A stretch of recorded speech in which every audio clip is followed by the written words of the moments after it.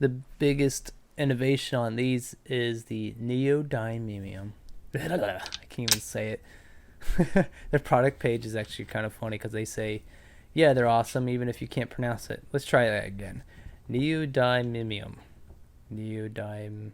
Neodymium? Yeah, neodymium.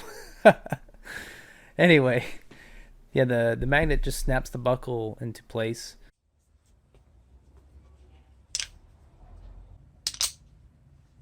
And you can pretty much unlatch it with one hand according to them. Their product page is pretty funny if you want to ever take a look at it.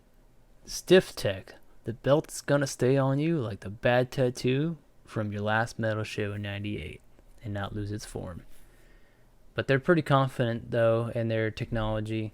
They got them rare earth magnets, neodymium, and a 380 aluminum alloy buckle. It says that you will basically be an astronaut. We designed the end to neatly tuck behind the belt for the occasional rogue flyaway. Oh, that's actually pretty cool. I didn't think about that. So it makes basically going to the bathroom easier. The correct term again is neodymium magnets. But we like to say strong as hell. Just listen to the snap. If you have an ASMR fetish, try to hold together. These bad boys snap and latch instantly. I'm having too much fun here. For point of reference, I fluctuate between about 31 to 32 inch waist size, and I end up going with the medium, which starts at 33 to 36 inches. Knowing that the design actually has a way to tuck away excess material, I figured, if I'm on the larger end of the spectrum for small, I might also just get the medium.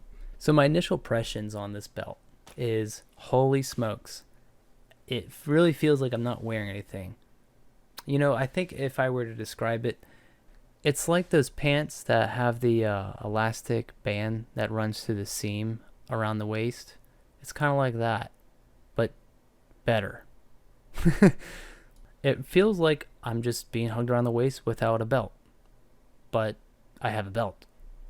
And it definitely does give off a very space age look. I'm thinking like Destiny or Halo kind of spacey look. But not everything about this belt's perfect. For example, while it is very comfortable, the very elastic material that makes it so I can potentially see being an issue with durability.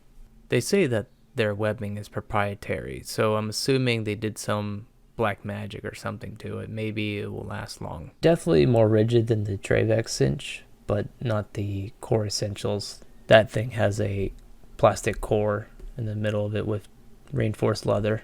Another possible issue with this belt is the buckle, maybe. For some people, maybe the buckle might be too big, but here are my measurements of it. I don't have an issue with it. In my opinion, it's a good size for me. Lastly is something that I've seen someone else bring up, which is the potential for it to unclasp.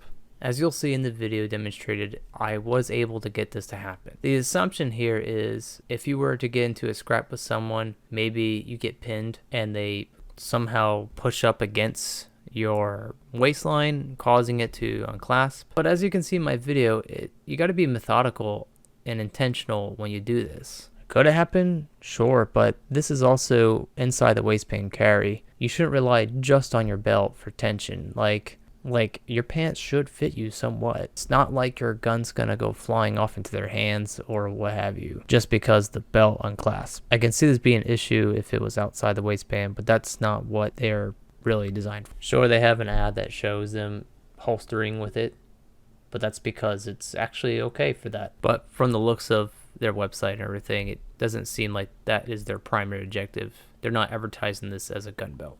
And at $50, I mean, it'd be hard for me to not recommend this. I've used it so far. It is definitely reducing the discomfort and pressure that's put on my waist. And that's pretty much all I had to say about it. Hope you enjoyed this video, and God bless you.